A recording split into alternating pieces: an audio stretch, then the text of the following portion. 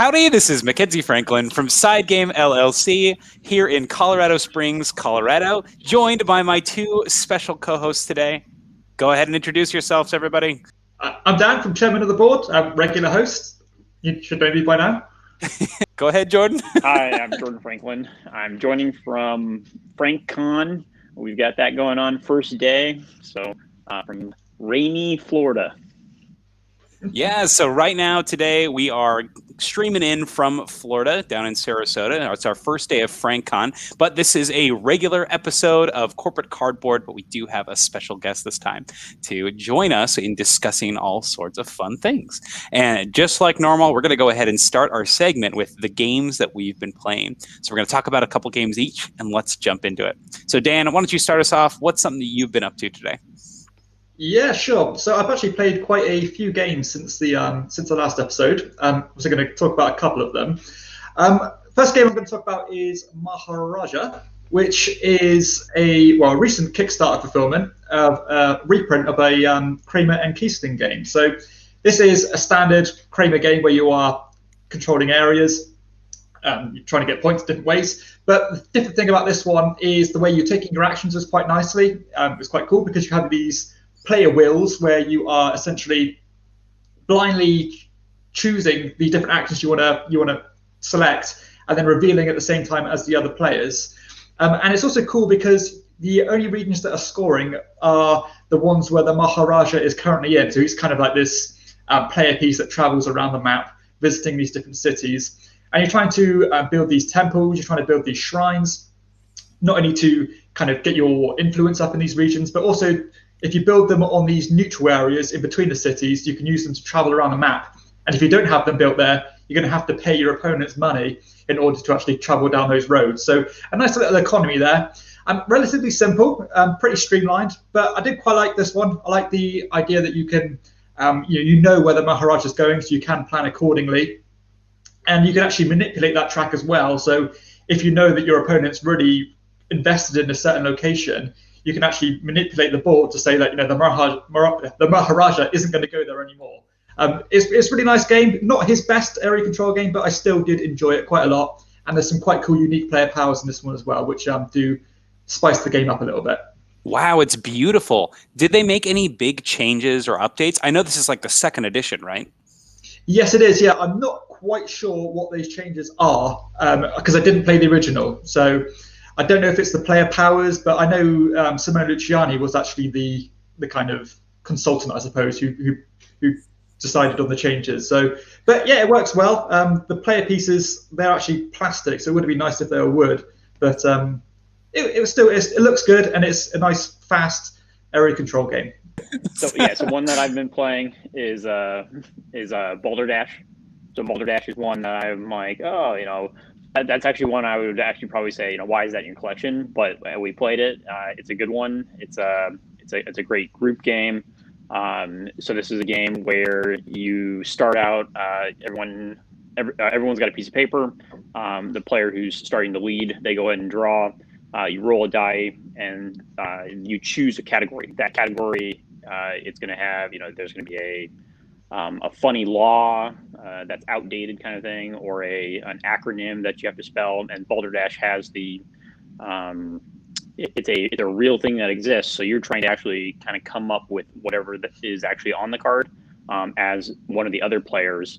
If you are the one whose turn it is, then you're trying to fool everyone. So everyone puts in their submission for the answer.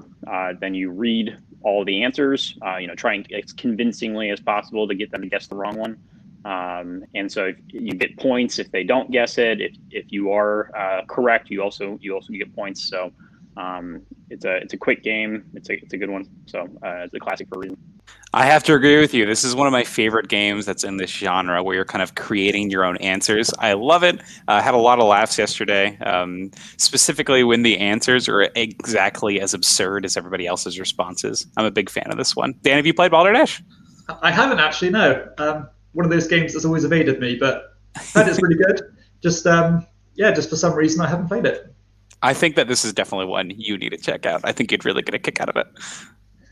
Yeah, I'll have to, because I can't imagine it's very expensive. It's not. It's like $10. Awesome. Cool. So one game that I have been told to play a lot that I finally got in, it was tied up in a pre-order forever, was Under Falling Skies. So I'm super excited to get a hold of this one. It won Solo Game of the Year last year, and I figured, holy cow, I just need to get this played. And I did, and I was very, very, I guess not surprised, but very impressed. So it's one I really enjoy. It's got a very simple mechanic where you're going to be placing your dice into different spots. And when you do that, these dice are going to activate rooms. So the higher the dice, the better the effect. However, when you do that, you're also going to be triggering the movement of the enemies that are on the board. So it's kind of a Space Invaders style, and all these aliens are coming down. It is super well done. And I love that it was a print and play to start off with, but the more that it got noticed, and the more that people noticed it, CGE took it and said, hey, this game is real good. Let's go ahead and publish it and give it some good components, give it a campaign mode. And I think they did a wonderful job with this one. So I'm excited to jump into more. I've played about 3/4 of the campaign now, but I really enjoy the different components, the different ways that the game boards actually flip in order to change what the experience is each game. And just the game itself is very fast and very rewarding. I really like this one. Yeah. Have you guys played this, seen it, heard about it? Yeah, I've heard about it and seen it, but I haven't played it myself. But it seems like there's quite a few games that have done this Space Invader idea, and it sounds like this is probably the best implementation of that.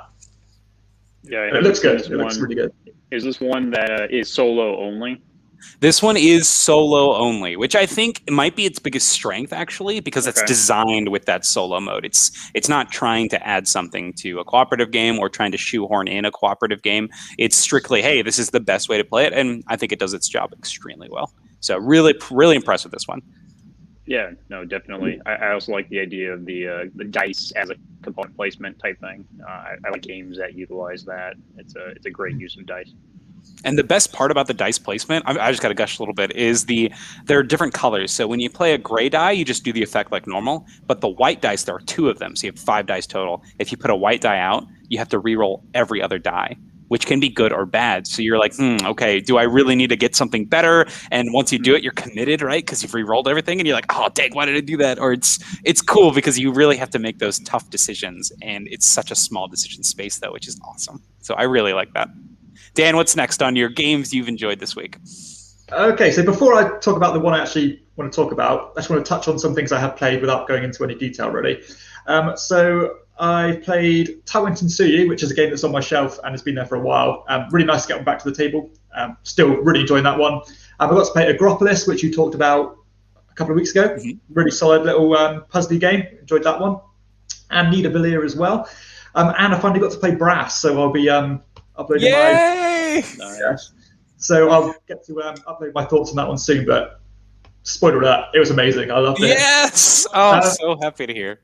But the game I'm going to talk about in a bit more detail is Santa Maria. So Santa Maria is another game that uses dice in quite a clever way. This one is like a dice drafting game, but it's got a really cool puzzly element to this game where you have your own individual player board with kind of, I suppose it's got like a grid, and on one axis you've got 1 to 6 on your dice pit values, and on the other axis you've got the same. And you're drafting these dice, and then when you take one, you're going to activate every building from either kind of top to bottom or left to right, depending on which color you use. And then you activate every single building and basically block off the last building on that either vertical or horizontal axes. And as you're going on, you're putting more and more buildings on this map, so you've got this little puzzly element to it as well. And I love the kind of combos and the big powerful turns that ramp up in this game. I suppose this was the kind of main crux of the game for me. It was all about this puzzly element and how to get the most out of your turn that way. But the other parts were really good as well. You've got some very simple contract fulfillment. You've got climbing up some tracks and stuff to get more points and things. And you've got some good like end game investments as well you can go for. But for a game that was, I think it was relatively easy to explain. There's very simple rules. But that decision space on the action board was really fascinating because not only are you trying to, puzzle it out and get all your actions lined up, but the actual order in which you activate things is important as well, because if you do things in the wrong order, you can actually end up blocking spots off that if you did it in the other order, it wouldn't be blocked off. It's probably a thing you have to check out for yourself to work that out, but it's really enjoyable, and I was really impressed by this one, which I thought it would be, because I do tend to really like dice drafters, but because I have so many now, I expect quite a high standard of them, and this one was right up there for me. I really enjoyed it. Wow. Yeah, I heard this one get a lot of praise maybe 2-3 years ago when it came out at Essen. So I'm happy that it still holds up and it's still good. Yeah, it is. Excellent. Yep. All right, Jordan, what else have you been up to this week? So another one for me is Imperial Settlers Roll and Write. So it's within that same world, the same for themes, from artwork. This is a village kind of building, resource gathering. You have a player sheet. It's got a couple buildings on it, which each kind of have their own actions. And then you've got a score sheet as well. And that score sheet has basically a half farm and a half collection, that tally score point type thing. So you're using your buildings as you're going along. You're collecting fruits and veggies, and then you're trying to fill in spaces in geometric shapes, which then upgrade your buildings and allow you to gather more stuff. So overall, as a roll and write, this one just came in as kind of okay. The first time we played it, it does have a solo mode to it, which had different sheets. The multiplayer mode, everyone gets the same starting sheet, but the solo mode, you get a different sheet every time.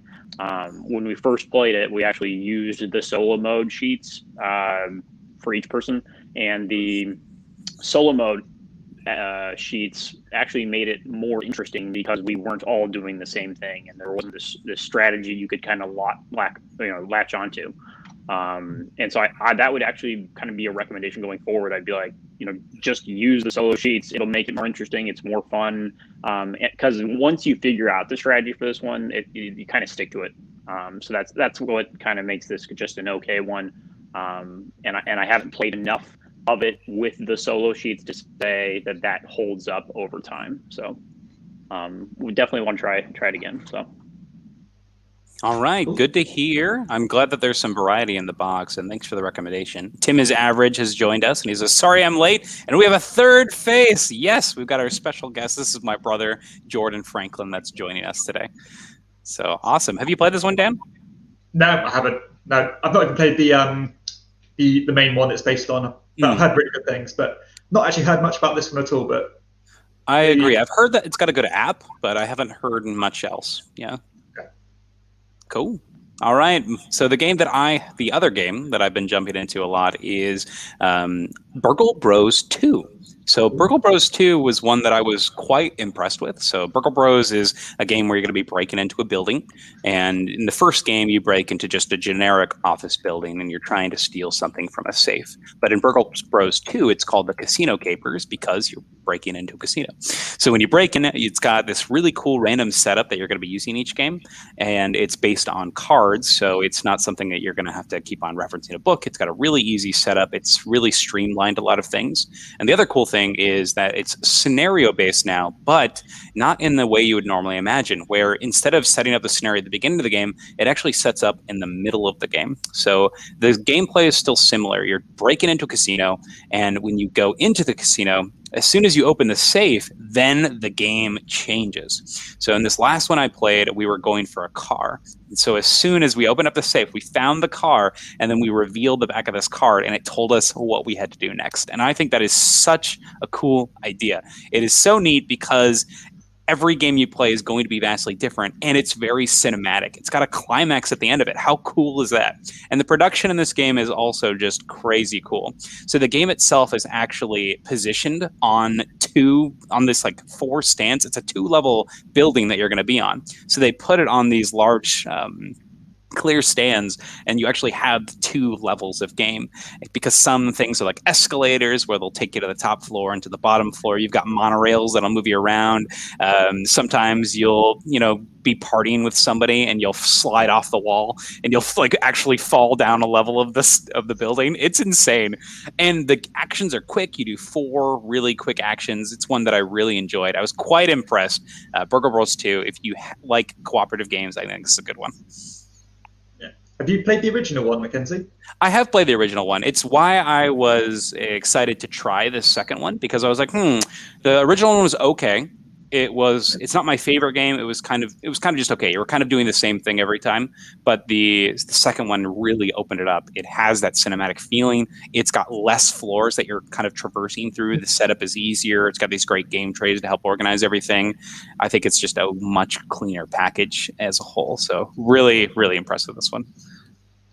And what about the difficulty? Is it still really difficult? Because I know the first one was pretty hard to do. I think that it depends on the characters you're using, and I think it also depends on the heist itself. So the first one I played, I lost dramatically. I think it was maybe just because it was the first one I'd played. But the second one I played was a lot easier because if you have a car in a casino, it's kind of hard for people to stop you. So I think it depends on the scenario, but overall, it's a great experience. And Tim says casino heists are always cool, and I gotta agree. It was pretty great. Jordan, have you seen this one? Heard anything about it? This isn't one I've seen. No. How with the complexity level? What would you say? How many? You said it's easy. It's a little bit more streamlined than the original. How many of these cards are you reading through? We kind of had a discussion about game design and how when you put a lot of information on your cards, you end up kind of in this paralysis as you're learning each card. Once you get past that stage, you're fine, but the break-in is can be complex because you're having to come up to speed. So I think that the complexity on this one's actually significantly lower. You only have 4 cards that you have to know what they do. And you're learning new things as you play, because you'll enter a room, you'll flip it, and you'll read what it does right then. So it's more about discovery, and so you're more learning along the way as opposed to learning everything up front, which I think is nice. It's really healthy. It's a good way to introduce a game. I like that.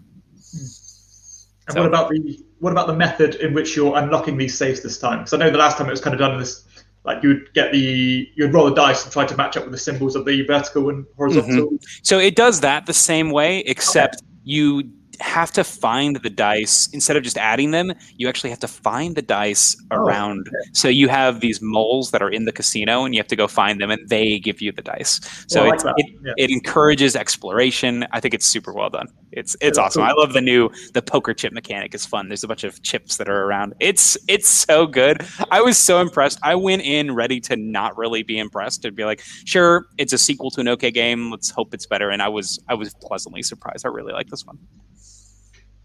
Cool. Dan, any other game you want to talk about? No, that's me done. All right. And Jordan, anything else? So one that I've been playing it's a favorite is Wingspan, but the digital edition. So that there is a Nintendo Switch version of this, and so the benefit or what's different is when you play a card on the digital edition, it sings the song of the bird. So there's a companion app that you can have on your phone if you're playing the regular Wingspan that's published. So if you are interested, you like the analog version, great. But that was just something that on the digital version was kind of a cool, gimmick. It feels more than a gimmick because the powers of the birds and the mechanics of the game are all based around the birds. So having that one more thing that's just bird based is something that's cool that's incorporated in the game. So that's one that was kind of a surprise as a digital. It stayed true to the original. The downside is it doesn't have the European expansion or the Oceania expansion, but base game is still good. That's a really cool touch, though. I like it. That's great. One more thing I do want to touch on is there is a new solo campaign expansion for Lost Ruins of Arnak that was just released these last couple of weeks. So if you do have that game, jump in on it.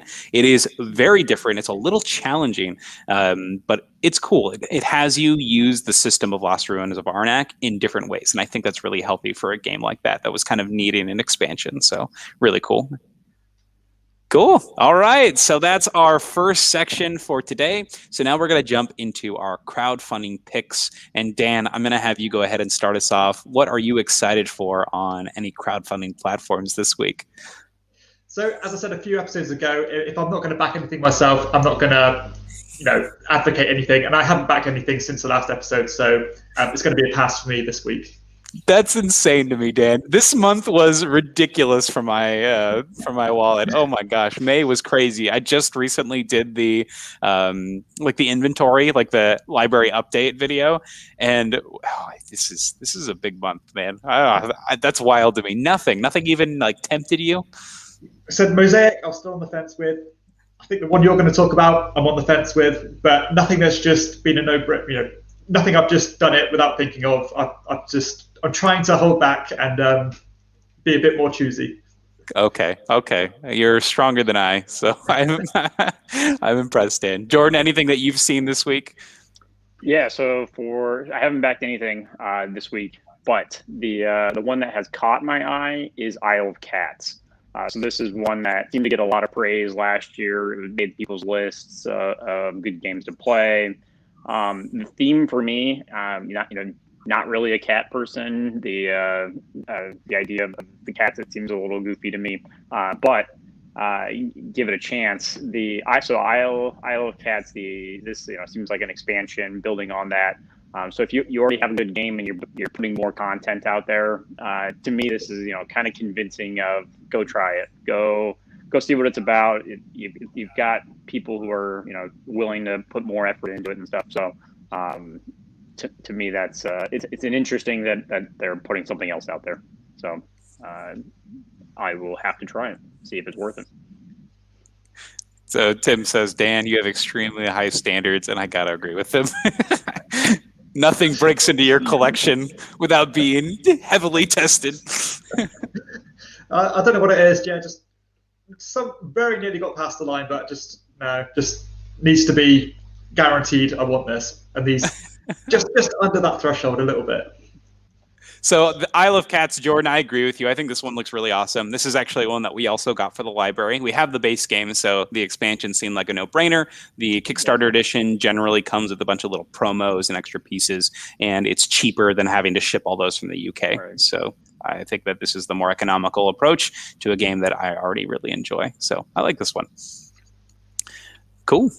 So the game that I went ahead and decided to talk about this week is a very popular one, and this is probably the most well-funded board game on Kickstarter right now. This is going to be The Witcher, Old World. So this is a sandbox-style game set in the Witcher universe before all the stuff that's happening right now with Geralt of Rivia. And this is a game where you play as from a Witcher school, and it's your job to hunt monsters and kind of build up the reputation of your school. So this game really reminds me a lot of games like Western Legends or Zaya or Outer Rim, lots of games like that. And just the fact that it's very open and it's up to you on what you want to do and how you want to gain victory points, etc. So you have a couple of objectives that you're trying to do, and that can become from gambling, hunting monsters, or defeating other Witchers and kind of showing your prowess. So I really like the theme on this one. It looks really fun, and I'm quite impressed with the amount of mechanics that they've introduced. I really like that there's a cooperative and solo expansion as well. So I'm quite pleased with the direction they're taking this game. Are you guys fans of the Witcher franchise? Anything you enjoy?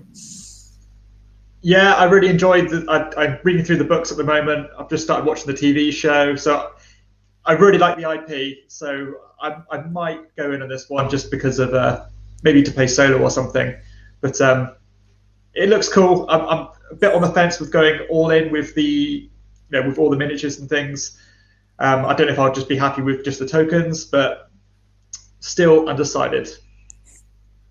For me, I haven't gotten into Witcher. I haven't gotten past the character being Superman. I haven't been able to put that aside. That's amazing. I don't know. He's very different in the show. So I've played a little bit of the video game, and I've watched this series. I haven't read any of the books. That's something I do want to get into though, because I like this. I like this world. I like this idea, and the gameplay itself looks really solid. I feel like you're going to be just fine if you wait on this one, but if you do back it, there's a deluxe edition that comes with a lot of extra content. So that might be worth backing for the deluxe edition. So I don't know what you're going to do, Dan. And this could be it. This could be your next crowdfunding selection. Who knows? It could be. It could be. Is there dice drafting? If there is, I'm buying it. There's dice poker. Okay. Excellent. All right, so that's our crowdfunding section. And now we'll talk about the news. And once again, with another exciting segment. Dan, what are you talking about this week? Nothing new again this week, so I'll let you guys lead the way this time. All right, so this week is pretty light news. Nothing extremely crazy important. Jordan, there was something you wanted to talk about with Stonemaier Games? With Stonemaier Games. Oh, yeah, for news, if you're buying champions for Stonemaier, you'll get an email. But basically, they have restocked a lot of their game supply. For me, I was looking to get the Oceania expansion, and so they pretty much have come back in stock. The one thing you won't find that they've restocked is the play mats, and I think because they may be a little bit outdated, that they're just not going to be printing those at their current. They may be coming back with extra space or something like that for the Oceania expansion, because I don't think it incorporates everything there. But yeah, for the most part, Stonemaier has restocked their goods. So another news as far as what's going on this week. Just from SideGame LLC and the FrankCon, we got that design challenge that we're doing this week. So you talked a little bit about it on your channel. Looking forward to that. Should be good. So. Yeah, we've got a button shy design challenge that we're doing. So we're making the RPG in 18 cards. So it should be fun. I'm excited to see what turns out. So don't want to talk too much about it, because the idea is to keep it that 24-hour challenge. So I don't want to put too much brain thought into what's going to actually happen. 24 hours. 24 hours.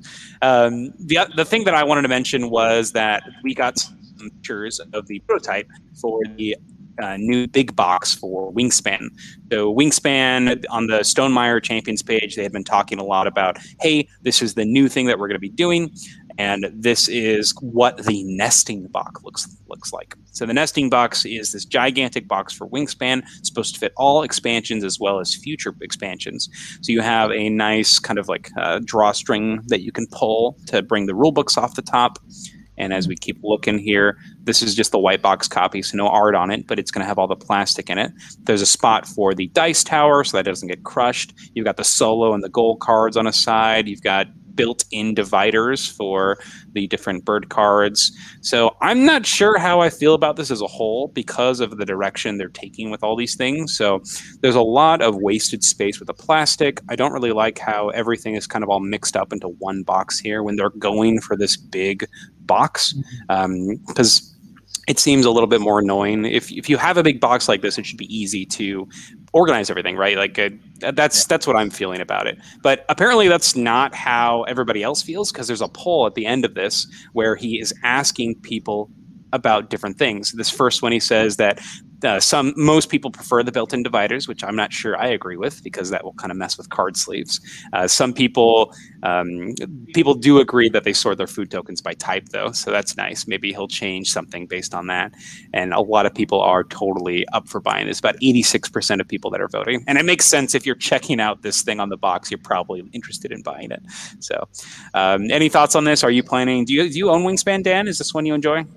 Yeah, I like the game. I did get rid of it. I enjoyed it while I had it. Played it 5 times or so. My girlfriend enjoyed it, but I think I played it a few times and was done with it. Didn't really hook me like a lot of what I did with a lot of people. Maybe just a little bit too light for my taste, personally.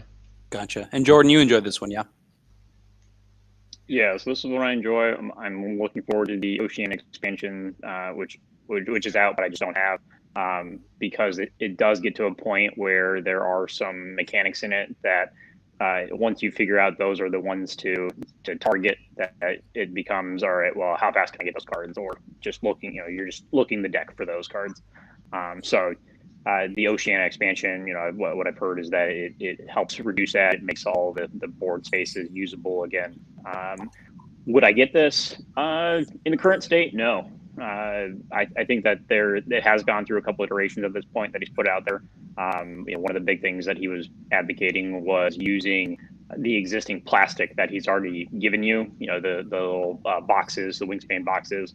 But some of the, just some of the token kind of stuff, looking at if you look at 3D printed versions of dividers for this, there are some out there that are really good, even that incorporate small little design features, like example, just the first player token holder.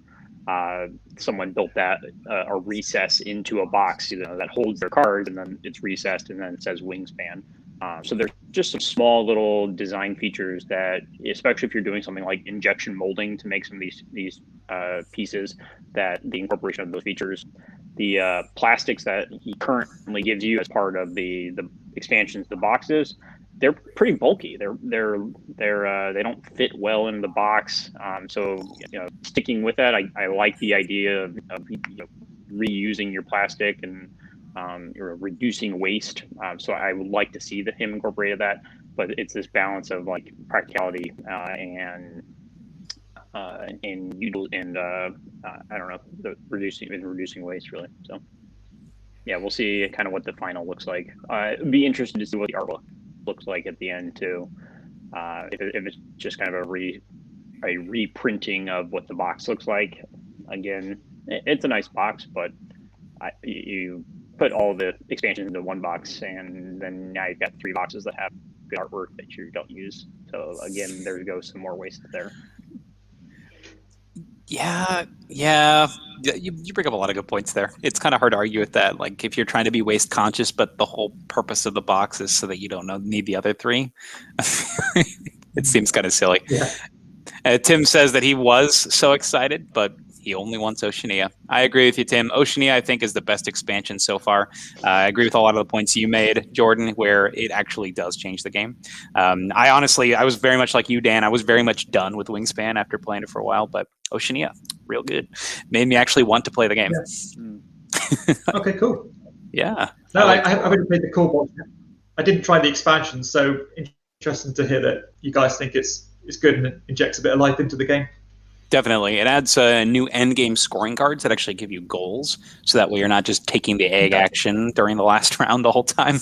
So lots of updates. So that was my biggest thing, was like Jordan was saying, basically you just found all the cards that interacted with eggs and you just laid a million eggs. It was great. So that was one I was actually thinking as a mechanic in this game, the end game scoring. You start out with 1 end game scoring. And I was thinking, well, why does it have to just be 1? You could give everyone multiple right off the bat, and all of a sudden your goals for everyone become suddenly different, and they're going to change every game. You're going to run through goal cards relatively faster, but at the same time, you're going to make the game goals as far as mechanics, what you're targeting to build during the game, going to be a little bit different. So. If you don't have the Oceania expansion, that would be a recommendation I would have. Go try that. Go start off with 3 or 4 goals. Yeah, good idea. See how it affects your game. That's a great idea. All right. Yeah. Our next section we're talking about is card and component appreciation. So in this one, we talk about things we love that are in our games. It can be art. It can be just the way something feels or looks. Let me know what you think. If you have any things you love, leave it in the comments. But Dan, start us off. What do you want to talk about this week that you just love? Well, mine is a bit of a silly one, but I've done it because it makes me laugh. I think it's quite funny. So this is the score track to the Castles of Burgundy. So immensely popular game, one of the most popular Euro games ever made.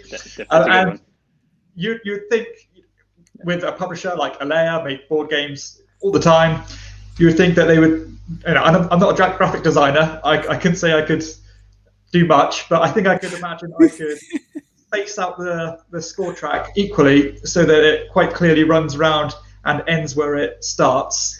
However, I love the way that by the time it gets to the end, the designers realise, like, oh god, I'm running out of space here.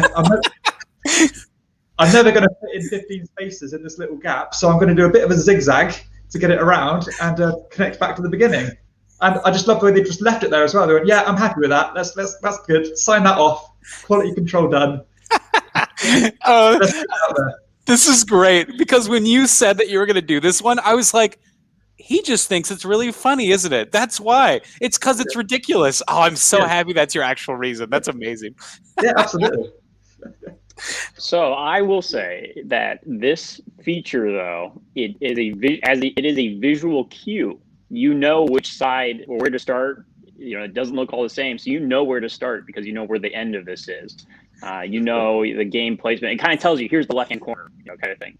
So I can see someone signing off on this. I would probably sign off and go, oh, that's a good idea. And then I would later go back and say, okay, this looks a little silly because why didn't we just make everything smaller or something, and then make it like a blue square to start or something. But yeah. Definitely. Yeah. I love it. That's fantastic. Jordan, what's your component for this week? So my component for this week is from the game Acrotiri. So this is a tile placement game. It's a seafaring game. It's for 2 players. You draw a tile. You are looking for these tokens here. They're on islands. Each island that comes out is going to have a token that's someone has placed. And you have a boat. So you are exploring. You're getting further away. But at the end of the day, you have to get back to the center. But the component, board games, it's all about the tactile feel. It's about being in the little world that you're creating. And this boat here does it. It is a boat that holds 3 little storage units of whatever it is you're picking up from the islands. But you feel like you're like carrying cargo, and the fit is nice. It's just a nice little tactile component that you get to have as part of your little fleet that you're going around with. So that's my pick. This is a great choice. Dan, does this remind you of anything? Yeah, so this actually looks like it does what it's supposed to do, as in just being a little boat with the cubes that sit into it. So there's been a few other games that have done this, being Tiny Epic Pirates and Venice as well. And both of those, the way that they did it was so fiddly. I think they made their boats too, just tried to make it a bit too fiddly, a bit too detailed. Whereas this one just looks like it does what it's supposed to do, and without all the stupid sails on that are going to block your fingers and knock simple. things in. Yeah. Exactly. Yeah. I would have been much more happy with simplicity it. is what makes it key, because definitely.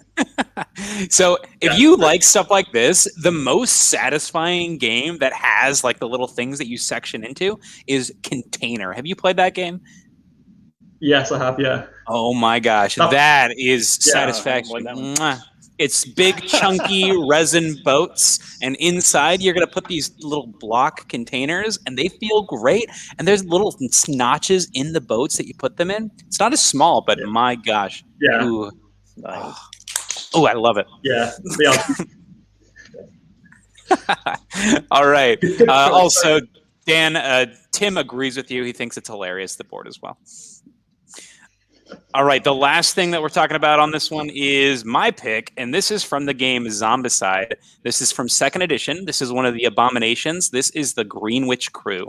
Now, there's 2 reasons I really like this. First off, generally abominations are supposed to be these giant, scary things that are chasing after you. But this is literally just a crew of people, and I honestly don't even know what they are. Do you have any ideas? I can't put my finger on what they're supposed to be. Is this like a group of dancers? Is this like a squad of some sort? It's set in New York, or sorry, it's set in Washington, D.C., so I'm not really sure exactly what it's supposed to be. But it's really funny. You got to have a group of zombies that look like they're, an entourage of some sort. And I just think it's really hilarious because the miniature itself is just this group of these zombies that are kind of just looking all awkward. You know how zombies do. Any ideas? What is this? What do you see? I can't see it clearly here because my picture's quite small, but it looks like it's like the Village People or something. Maybe. Yeah, I mean, I see a cowboy, a police officer, a construction worker, a captain of a ship. But yeah, as a group, I'm not sure what they represent. Would you say what this crew is called again? The G word here. The Greenwich The crew. Greenwich. Okay, as someone who lived in the Northeast, and your older brother, I have to say, I think that's Greenwich.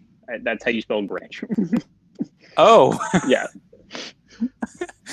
Well, I'm just wrong. Okay, so the Greenwich crew. Do you guys know the Village People, the 80s pop band? Oh, I had no idea what you were talking about, Dan. Okay, I thought you were just talking about people in a village. I was like, the Village no. People, yeah. YMCA? The band, right? Yep. Yeah. Yeah. Oh. I think it's them.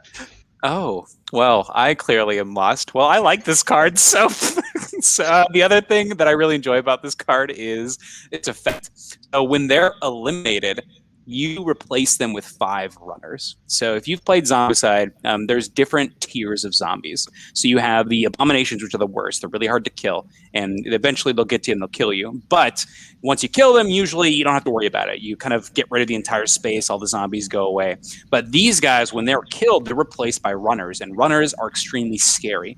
Normally, the zombies only get a single activation. They're going to go into your space, or they'll attack you if they're in your space already. But runners get 2 activations, so they become immediate threats. So not only do you have this giant threat that's looming after you, but as soon as you eliminate it, it bursts into a bunch of little threats. So really scary. I love this card in general, and I love what happens when it enters the board. It's hilarious when it enters the board, and then when it's eliminated, it's super scary. So very thematic. I really like this one. So that's my card / component appreciation. Cool. Awesome. Up next, we've got our This or That topic. And this time, it is a very controversial topic, actually. This is sleeves versus no sleeves. So this is as simple as a conversation can get here. What do you do? Dan, what's your opinion on this? Sleeves or no sleeves? I'm just going to be upfront about it. Go for it. Tell me. Yeah, so if I had to say one or the other, I would actually say no sleeves. I can't think of the last game I sleeved, actually. The only time, or the only exceptions where I do definitely sleeve things are when, if a card gets nicked or marked, then it's going to affect the gameplay. Example, like a social deduction game, something like that, where you can see what the card is if it's got a dent on the back of it. But yeah, I think the more and more I've got into the hobby, actually, the less and less I sleeve, which is quite strange. But I think it's something I'm going to look at, actually. The games that are going to stay in my collection for forever, which I know they're going to stay there, I probably will start looking at sleeving them. But if I had to choose one or the other, I would say no sleeves. What's the driver for you? Let's say economically, it was just as cheap to do no sleeves versus sleeves. Would you do it? Yeah, I would. You think you'd do it? Yeah. So for me, I'm going to say no sleeves as well, for a different reason though. So I played a lot of TCGs, LCGs. I think those have their place. I think those are sleeve games. But if I had to choose one, no sleeves. The reason, if you look at a lot of the cards, there's the gloss factor, the matte finish. If you're going to put sleeves on, and it starts to take, for me, it takes away a little bit of the artwork that's on the card. You start to lose a little bit of that, especially with like a matte finish game. Additionally, the artwork that's on the back. If you buy any sort of non see-through sleeve, and you're gonna start losing that artwork that's on the back. Additionally, you've got this kind of border that's created with it. So there's this kind of like visual separation that this card now has with the rest of the game. The size that the cards take up then, what was maybe a shuffleable deck is now something that you're kind of like, smearing on the table to shuffle up because that's easier than shuffling them and you don't want to ruin your sleeves. So there, again, the kind of the tactile type thing, the visual thing. For me, I see the argument for them, and then if you add the economical on top, what if you were to buy 2 games?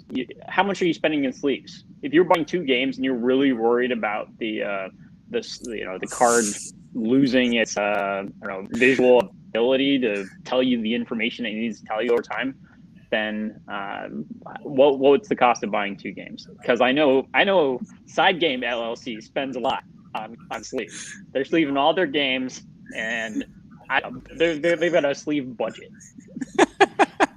So I'm just going to be straight up with you. I love sleeves. I sleeve everything. This is my favorite sleeve. So I agree with you, Jordan, that you should not get sleeves that have colored backs because you do want to see the artwork on your cards. And this is my biggest recommendation. You get Ultra Pro Matte clear sleeves. They are amazing. They're so wonderful. They let you appreciate the artwork. They shuffle extremely well. So that issue is solved. All the problems? I did.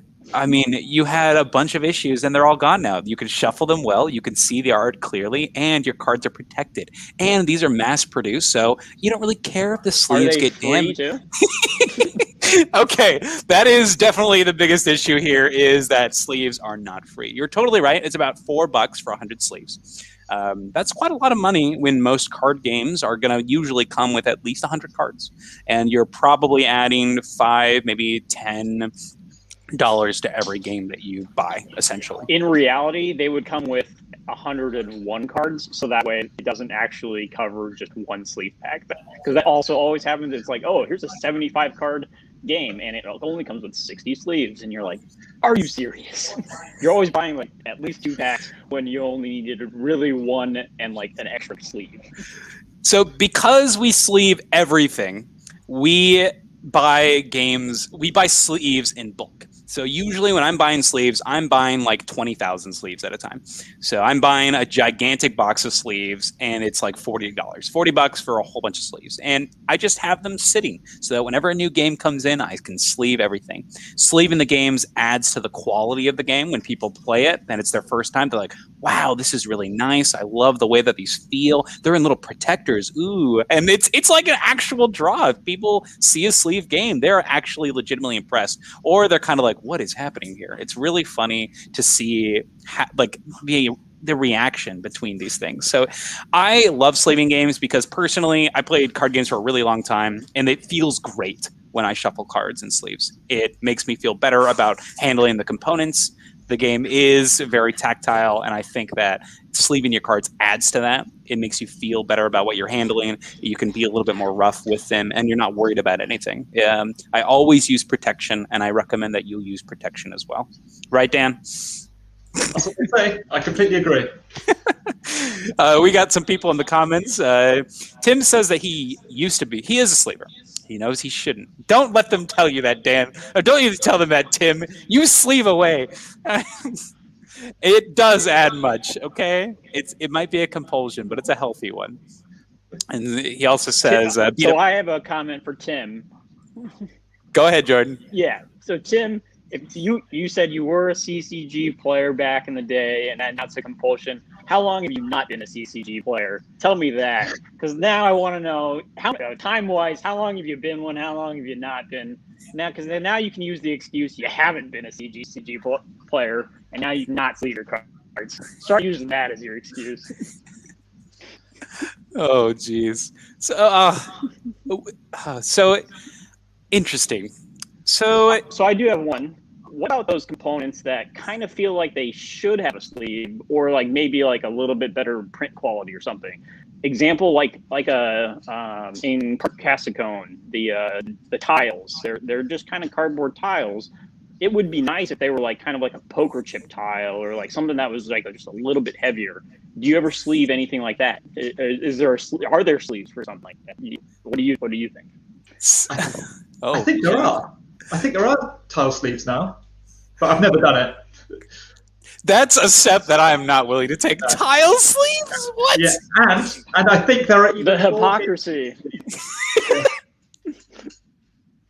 You won't sleeve that. That thing's getting touched all the time, and it basically has built-in absorption. There's no coating on that. I mean, there's a coating, but it's like a very, very thin. Yeah, as I thought. Don't try to play me. I know there's a coating on these things. There's a coating on cards too, though. So there's the same argument. You've got coatings already built in. How many cards have you ruined with without sleeves. Like, are you going? Are you just like gumming up cards all the time? You wash your hands before, wash the table. That's my vote. My vote. Geez, shame me. Goodness gracious. Tim has a response to you. He says, once a CCG player, always a CCG player. Oh, geez. Well, I don't know where everybody else stands on it. Well, I know where you two stand on it, but I feel strongly that I'm going to keep on sleeving stuff. I love the way it feels. Everything is uniform, and I like that. If you use the same sleeve for everything, you can always switch out stuff, so that's really nice. But you guys keep on not sleeving. I support your decisions. Oh, my gosh. Anything else you want to add before we move on? Yeah, should we go over last week's this or that? Oh, that's right. So last week's this or that. What did we talk about? We talked about Century Spice Road versus Splendor, yeah? We did, yeah. Forgive me for looking down. Just looking at my phone for the results. No worries, Dan. When you're ready. Okay. So, yeah, we did this or that, Splendor or Century Spice Road / Golem Edition. Mm-hmm. I think you went for Splendor. I went for Spice Road. What would you go for, Jordan? Have you played either of them, Jordan? Or? So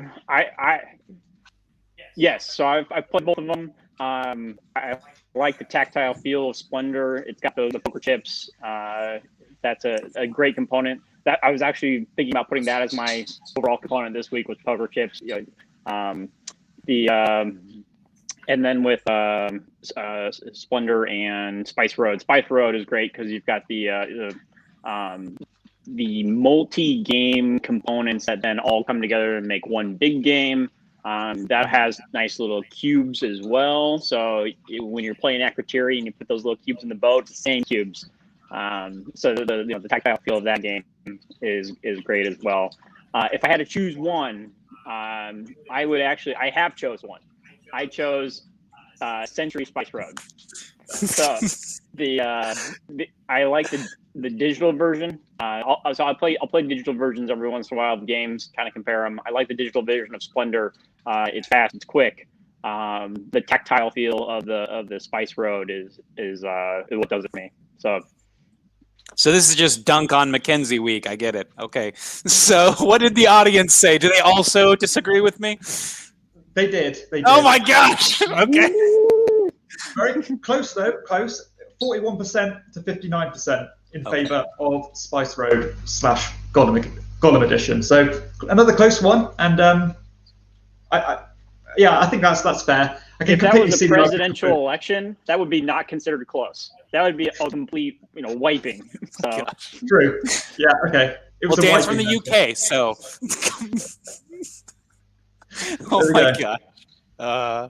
All right. So, yeah. They're both good games. Like you said, it's close. How many people voted this time? Just over 200, I think, 210 or so. There you go. You 100 people that are with me. Good on you. All right. So up next, we're going to go ahead and jump into another one of my favorite segments. This is mechanism appreciation. So I love this one. We talk about an aspect of a game that we really enjoy, usually a game mechanic, something that is how the game is played. Sorry, my dog's freaking out on the couch here. She's real excited this morning. So let's go ahead and jump into it. Jordan, I'm going to have you start off this time. What is the mechanism that you really enjoy? Sure. Mechanism appreciation. Mine's from the game Title Blades. Just want to mention a little bit earlier, great artwork. For me, it's a personal favorite. But the mechanism specifically in this game is the shell shield. So the shell shield, you take damage during the game. There's opportunities to collect shells, but shell shield is holding your shells. When you are going to battle monsters, you can get rid of some of your shells to take some of that damage for you. One or two of the shells, depending on how the strength of the monster, what round it is. And then you can use it, if you get enough shells, you can use it to change the result of a die. You can also spend them to increase your traits. So traits as you're going along the game, those are going to be things that enable you to do more actions, better things. You get more rewards as you play. So this one card has multi-function, and then you put on top of that the fact that you can upgrade the shell shield. You're going to get lucky if you end up upgrading it during the game. You only have so many opportunities to pull cards that would actually let you do the upgrade, and you're not going to upgrade it every game, but there is opportunity to upgrade it. So the fact that it has a lot of function, there are ways that there are ways to get tokens on it during the game, that you're using it in multi facets, whether it's battle or showing off to the judge. It's a cool mechanism, and all packed into one card. And so this was one that, as I'm thinking about components and things that we're going to do for the 18 game card design, for the design game that we're doing this week, this is one that I'm going to kind of look at and say, that's a really good card. How can I bring a mechanism like that into my game? I think it's a solid choice. I also agree with you. I think this is a very sound mechanism. I like that it has built-in mitigation, and it can kind of fix a flaw that people might perceive with the game. So I totally agree with you. I think this is great. Dan, have you played Tidal Blades? No, I haven't. Never played it. Great artwork.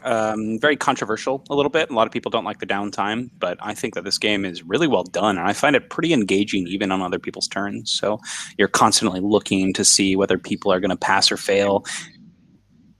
Yeah, I like this one a lot. I think it's a good choice. It has a solo mode. It has a 2-player with a bot. It has it's good. I think there could be some issue once you get to multiplayer, and that could be where some of the dissent's coming in, especially. But it is a worker placement, and you have relatively few actions, so it does move once you understand kind of how the game plays and the components that are in it. It does move relatively quickly. So I'd say the deluxe version is great. It's got all the components, all the stuff.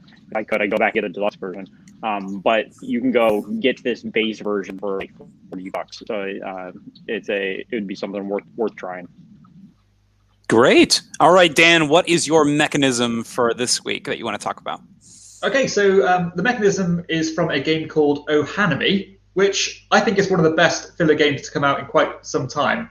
This one is essentially a card drafting game where you just have a bunch of cards, you're taking one, passing them along. And as you can see, you've got, I think it's 3 or 4 different suits here. You've got like the blue ones, the green ones, the pink ones. And they all score in similar but different ways. So, for example, the blue ones, I think, score from the first round, and they score you 3 points, let's say, and then they'll score you in the first, second, and third round. The green ones are worth more points, but they only start scoring from the second round, and so on. So you've got this kind of compounding scoring if you get the blue cards down early. So essentially, you're just trying to collect these cards to get points. But the thing that really differentiates itself from the other games like this, for me, is because each of these cards has a number on them, a unique number. I think it's like 1 to 120 or something. And when you are drafting, I think it's 2 of these cards at a time, you are going to place them on one of 3 columns, like you see from the picture here. And when you place them, you have to place them either above the highest card of a column or below the lowest card of a column. So you can end up having some quite big jumps at some time. So as you can see from this picture here, it goes from a 76 to an 83. So that means that whenever you take a card from, in between 76 and 83, you're going to run out of options to place that, especially as the other columns get bigger and bigger as well. So I love the way that as the game goes on, you're kind of getting pushed into a corner and your options are rapidly running out where you can place these cards, which might eventually result you in just discarding them and getting nothing where your opponents are still being able to place them. So that numbered mechanism, I think it's super cool, and it just puts an added layer of pressure onto you, and it has an element of pushy luck as well, because you think I really want this pink card, but it's going to take me 20 places higher than my lowest card or than my highest card, but that's a risk I'm willing to take. So I really do like it. It's a fantastically well executed game, and a big part of it is that numbered mechanism. I think it's great. Dan, this is a great choice. I think this is an incredible choice. This is my favorite style of that stacking game from the game. Yeah. I think they do it so well here, and I totally agree with you. It adds an actual meaningful decision that you're like, oh my gosh, like I need these points, but it's gonna screw me. Is it worth it? And it's the draft, right? So you may see those cards again. So maybe you're betting on seeing specific numbers. It's awesome. I love this choice. Great choice. Is this one so when you are unable to play or unable to slide your card into a spot that you're done, but everyone else can keep going? Is that kind of the function as well? I think you just discard them for that round, and then you take the next bunch of cards and can continue as normal. Mm-hmm. So it is obviously it's quite significant because some of these cards are worth quite a lot, and you're basically throwing 7 points away, or the next set collection and the pink cards can jump up 10 points or so from jump to jump. So it's not like a throwaway thing. You actually do care if you have to discard cards because it can win or lose you the game essentially. Okay. Yeah, because I was wondering if you could also control the speed of the game. I've seen this mechanism used where, okay, well, everyone's trying to kind of only edge along, but if you use this mechanism correctly, you can actually speed up the game if you're winning, or if you're not doing it as well and you want to end the game and kind of keep it close or something. Yeah. Yeah, not quite. This one is definitely a set number of rounds, but you can do some hate drafting. You can look at your opponent and be like, oh, this card would be really good for you. And if you're not taken, you could definitely pull the things that would work well for them. Put them in that similar bind. Yeah, that sounds like a great mechanism, though. It's a good game. Great choice, Dan. Great choice. So my mechanism appreciation for this week is for the game Too Many Bones. So Too Many Bones is a large adventure game where you're going to be rolling gobs of dice. So everything is dice driven. It's an RPG, so all your skills are also based on dice. And each die has all these multiple faces. So for example, you have some defense dice, you have attack dice, you have those skill dice I was talking about, but you always have a chance to miss. And a lot of people don't like that with dice, is that randomness that you can't potentially miss on things. For me, I really like it in solo and cooperative games because it adds that random element of chance and luck and kind of pressing your luck. But in this game in particular, they do a great thing with misses, and they're called bones. And as you can see here on this player mat, they have what's called a backup plan. And every time you miss, you'll take that bone and put it into your backup plan. And each character has special abilities that they can do based on what's in their backup plan. So even if you're missing, you might be able to do something really cool with those missing bones. And I think that's such an elegant system to kind of incentivizing and not punishing you too hard for missing. And I think that's great. I think it's a great solution to this where, yes, it sucks because you missed that thing, but you get a cool benefit out of it. And to put something on top of this, if you're able to collect enough bones, some of the higher level backup plan things are so strong. One of them in particular, if you get 6 bones, if you max it out, you actually get to upgrade your character for the whole rest of the game. And I think it's really fun because you're kind of teetering that line of like, ooh, can I get all my bones before this, because it's like tiny mini encounters before the mini encounter ends. It's so cool. I love the different choices, and some characters really have specialized backup plans, and I think it's a lot of fun. So really cool mechanism. I love the bones system in Too Many Bones. Have you guys played this one? I love this game. This is one of my favorites. I haven't played this one, but this system is something that I really like. I think the Champions of Midgard did this one as well, didn't it? With one of the expansions, because I really hate roll to resolve games when if you lose you get nothing. But something like this just completely fixes that problem. So I think it's a great system, and more games should use it basically. Yeah, I haven't played Too Many Bones, but I'd call this almost like a recycler type thing, where you are using your unused stuff, and I really like when you can get some increase it. It's almost like if you had a really bad strategy, you could go for this stuff, recycler type thing. But when the advantages of the recycling are so good that you're like, okay, this is a mechanism that is. I agreed, underutilized in games. And the coolest thing about Too Many Bones is some of these dice will have multiple bones on them. Or some dice are literally just bones because, hey, that could be a boon all in itself is, hey, this dice has 4 bones on it. So you could just straight away use one of your backup plans. Super cool. I love it. One of the characters, his whole, like, he has a special item you can find that literally just has bones on it. And so you're trying to roll a bunch of bones. And so your ultra miss is actually like an ultra pass. So it's really cool. I really like the bone system. I think they did a great job with it here. So awesome. Cool. Let's move on to the next portion. This is one of my favorite. We got a lot of favorite sections here, but this one I think is really, really fun. This is called the random game feature. This is where we go to Board Game Geek and we will hit the random game generator and we're just going to talk about what we see. Are you ready? Let's see what we find this week. So here we are. We're on Board Game Geek. Let's go ahead and find it. Hopefully I can find it first try this time. Aha! Who is not sponsoring this video at all? Right. Nope. Nobody sponsors SideGame LLC. Sponsored by me. All right. Are you ready? Random game. Here we go. Are you ready? Any guesses? Dan, good or a bad game? What do you think? Bad. You were right. Maybe. Actually, I can't say anything about this. So it looks like we have... Oh, it's got a great name. Get Some. Fantasy Warfare Skirmish Rules. 2 to 6 players, 10 and up. No ratings at all. Jordan, you want to read that description for us? What are we talking about today? Yeah, sure. So this is Get Some Fantasy Warfare Skirmish Rules.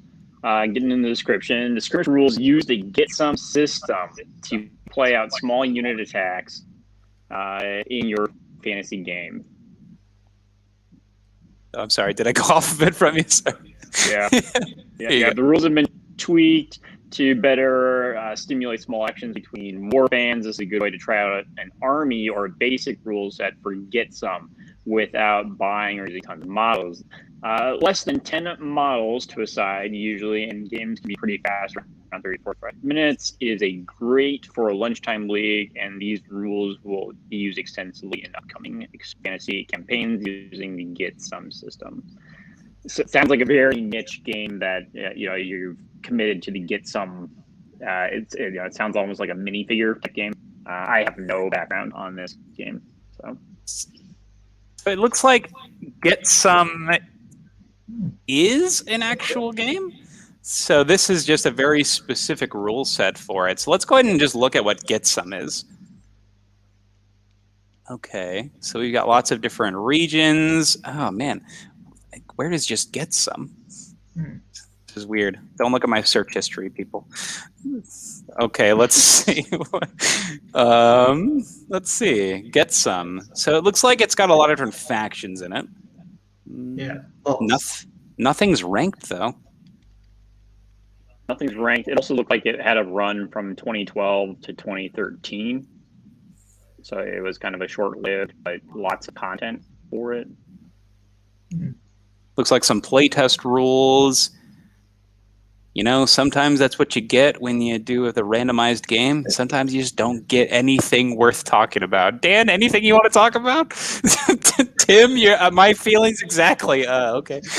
Yeah, I don't quite know what to say about this one. It sounds like it's just like a rule set, really. Maybe use your own miniatures and things. I don't know. I don't know if it's kind of a half-made, proxy things, and just give you a template which to work with. But I've never heard of it. But it sounds like someone's put a lot of effort into making all these different factions. So there's one. So after all the things I've looked at, I found a single review on a single forum. It's called No Please. Oh no. It says Get Some Fantasy Rules is an awfully named miniatures independent rule set for mass fantasy battles. It's also at best a rough draft. So I think you're totally right. This falls in the category of something like Frostgrave, where you've just got you've got a rule set that you're going to be using your pre-existing miniatures for. So there's been a lot of companies that have tried stuff like this. Recently, Monolith has done I forget what it's called, like the Monolith Overlord system, I think is what it was called, where they took all existing game miniatures, things like Cthulhu Wars, Zombicide, Batman, and they kind of conglomerated it all and made a giant game for it. And that failed spectacularly. And that was very recent, about 2 years ago. So I am wondering how often this has been tried. Have you seen any games like this or anything pull it off successfully? No, I can't think of any, to be honest. But so I think of this as kind of like almost this could be a print and play, a roll and write, anything that kind of falls in that category. People just kind of play testing stuff.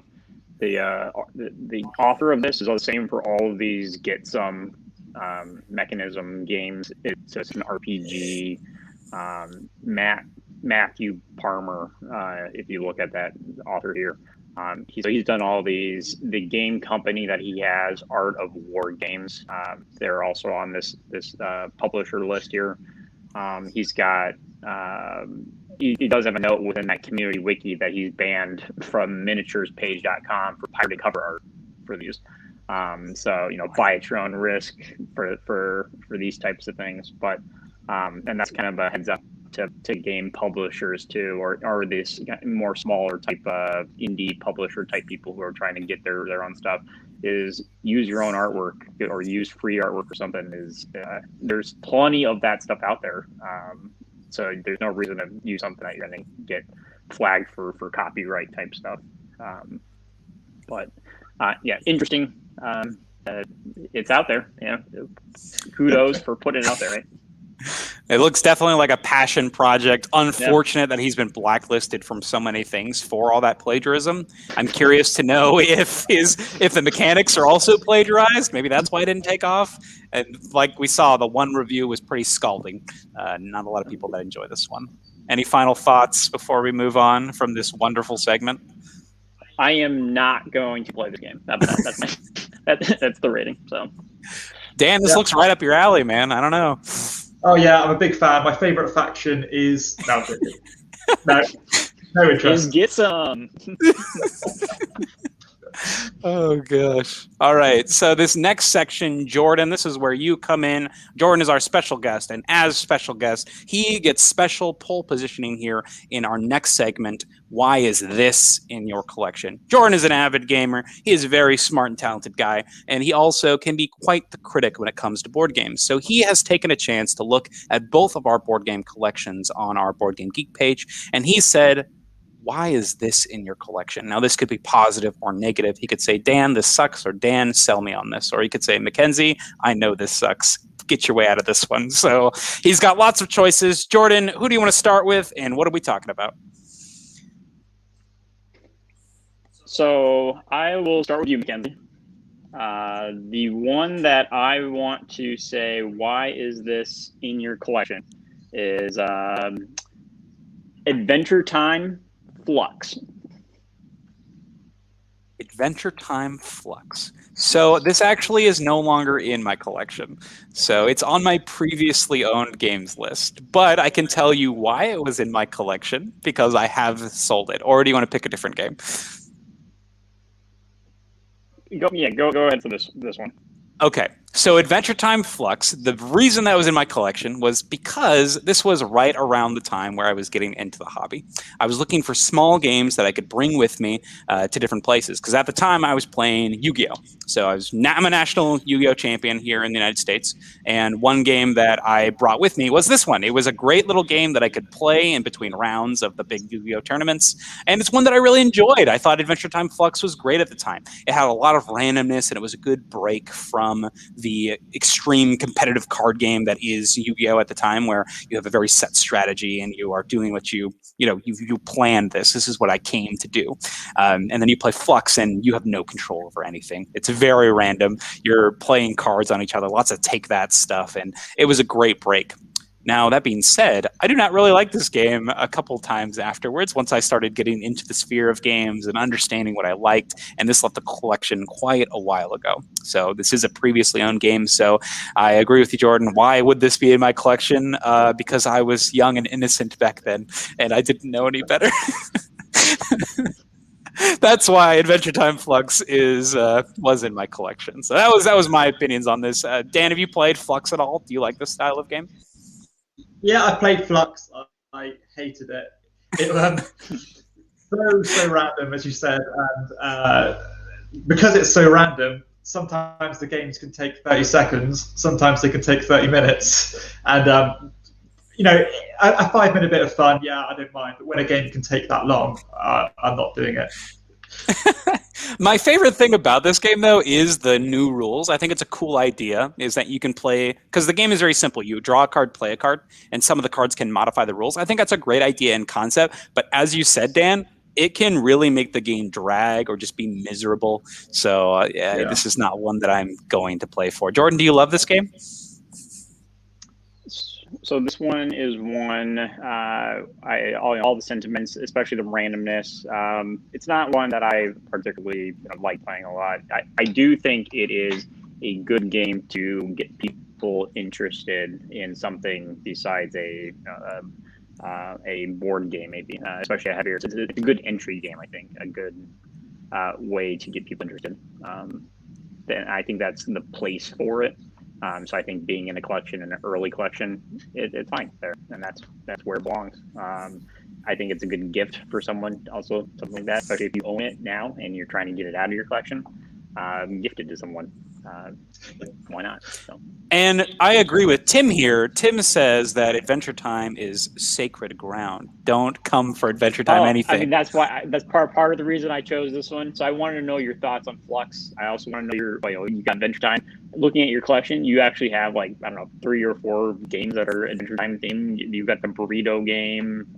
There's another game. I'll stand my ground on the burrito game. The Adventure Time anything burrito game is real good. Yeah. So maybe that's for a future episode. But I really enjoyed Adventure Time. I still enjoy the art of Adventure Time a lot. I think it's a great style.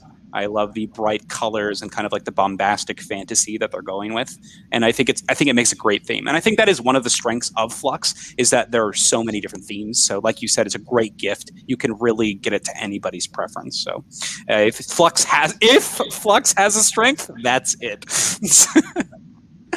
All right, Jordan, go ahead and grill Dan on something, please. I need a break. So this is one where it's a pre-order for Dan's collection, and so being the exclusive collection that he has, I'm wondering how does Coca-Cola make it? What's the sale? What's the tag that you're like, this is going to be part of my collection? You haven't seen it, you haven't played it. There's nothing out there. What makes it? What draws you to it? Yeah, one reason only. It's a Stefan Feld game. I'm a massive sucker for Stefan Feld, and if anything with his name's on it, I would at least check it out. And I think this one, a lot of the games this year are going to be reprints. Remind me of other games he's done. Other games that he's done. So you seem offended, Dan. Other games he's done. No, Castles of Burgundy, we've got Luna, Bonfire. For our viewer Tim, who might not know. Trajan, Amerigo, there's absolutely loads. But the games this year are going to be reprints of older ones, where I think might just be the only exception. And I've not played this one. This was on, I think, Board Game Arena for quite a while. And I think it's been getting some mixed reviews, so I don't know how it's going to go. But so the reason why it's a pre-order is simply because of the designer's pedigree for me. I'm a big sucker for following people that I believe in, and if I've got a kind of a back catalogue of their games and they've generally all been good, I'll at least give them the benefit of the doubt to check out. It's got some sweet inserts, so it's got game trays in it. I really like the art direction. I think Coca-Cola is a really cool thing that hasn't been explored. So I think this is a good choice, Dan. I didn't back this one personally because, I like to curate my games very closely when they enter the library. Right. Basically, every game enters the library, and then half of them get shipped off. That's what happens to the SideGame library. I like to play them, right? I like to get them in, play them, and if they're good, they get to stay. So you're not wrong. But I don't know why I passed on this one. I didn't know that it was on Board Game Arena. And do you know anybody that played it on Board Game Arena? No, I don't. I've read some reviews. Some people seem to be really high on it, but saying that it doesn't quite feel like a Feld game. but some people say they really like it. Some people say that it's not all that, but we shall see. I shall hold up, reserve judgment until I play it myself. I think you're very right. Lots of mixed reviews here, like all the way from 2s to 9s. So I'm curious to know what your thoughts are, Dan. Generally, I trust your opinion pretty strongly. So, I mean, if I gotta put it in the library for a while, I will. So just let me know. Okay, get your sleeves ready. So Dan, I can be on board with having a designer that you're like, this guy's a great designer. A lot of my collection was built on that kind of stuff as well. Additionally, Mackenzie pointed out the theme, exploring that. I hope the game kind of captures that theme, and it's not kind of an abstract game that it just has that kind of layer on top. There's been a couple games that were released 2020 that looked like promising artwork, promising themes, and underutilized. So I'm hoping that kind of shines through here. And I find with mixed review games that you can have a lot of it's dependent on player count, what they did, and how many times that they've played. Don't be afraid or shy away from a game when you see stuff like that, especially a game that's on pre-order and hasn't come out. So yeah. I will say with if you want theme, I don't think there's going to be much theme here with a Stefan Feld game, but some nice pictures, I suppose. Yeah. And Tim, I think, was really offended by your comment earlier, Jordan. He says, Stefan Feld? Stefan Field. Does he say, who's that? Stefan Feld? He doesn't even know who Stefan Field is. So, yeah. All right. All right. Sweet. So that wraps up our Why Is This in Your Collection section. And we are going to move on to A to Z. So A to Z is where we talk about 2 games each, and each of these games, one's going to be more of a filler style game, a little bit shorter, and one that's a little bit longer, but things that we really enjoy. So Dan, go ahead and start us off. What is your smaller game this week? What are we talking about today? Yeah, so the smaller game I'm going to talk about is extremely light, and this is actually a game that I started. Well, when I started playing it, I thought I was really underwhelmed with it. To be honest, I wasn't very impressed. But the more and more I played it, it's really grown on me, and I do enjoy this quite a bit now. This is a game called Concept. Concept is a party game where it's essentially a game like charades or Pictionary, where you're trying to get or let other people guess what you're trying to portray. But instead of mining or instead of drawing, in this example, you have this board here, which you can see, and you're using these different markers to give a category to you're using these as pointers, basically as signposts to help all the other people decipher what your thing is. It could be a film, it could be a book, it could be just an action, it could be anything at all. But you can be extremely creative with the way this board works, and some things that you might think you'd never ever be able to communicate by just placing these markers down, you can actually end up doing quite a good job. And I find it really fascinating, and it's one of those games where you just enjoy the process rather than going for points or anything like that. It's just a really fun activity, and it's really grown on me. So that's a Concept. I think it's a great choice, Dan. And really quickly, Emily is joining us this morning. Good morning, Emily. Good to have you. And I think this is great, Dan. I think it's a great choice. I really like this example they have on the back here that kind of shows how you might give a clue for something like B. And I just love the creativity that comes through this game. Yeah. I think it's a great choice. Jordan, have you played this one? Yeah. Yeah, so this isn't one I've played, but this is one that I would want to play because the creativity aspect. I think this would be a good game. One that get people involved, especially people who are more light gamers. This would be something that they could turn to. I have a niece, and this would be one she could play type thing. And there's even like Concept for kids that has a little bit more easier to approach words and has some more noticeable clues. So it kind of facilitates younger kids being able to make those connections. So I think it's a great step.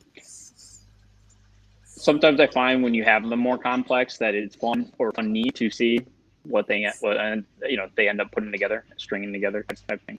So I played a lot of those drawing games where you draw, pass it, draw, pass it, draw, pass it, and you're trying to at the end of the day end up back with the same thing. And those are fun to play with kids too. Is that Telestrations? Yes. Yeah. Exactly. Illustrations. That's a great one. Yeah. Awesome. All right, Jordan, what's the game that you want to talk about? Your shorter one. So my shorter one is Cartographers. This is another roll and write. I talked about Imperial Southers earlier. Cartographers is one where you are mapping the kingdom. The queen has sent you out. You are looking for forests, rivers. Along the way, you might find some monsters along that you have to cope with, figure out, map where they live as well. And you're going to have objectives. You can see there in this picture the 4 things on the left of the map. It's your objectives along the way that you're going to score you points. There's a handful of those in the box, so there's a few different ways, a few different combinations that you play, so it doesn't get as quickly. But, overall, I like this game. For the 2 roll and writes that I talked about, this would be the better of the 2, I think. I like the it is a pretty quick game. The one thing I would say would be nice would be having a more objectives, just additional variety.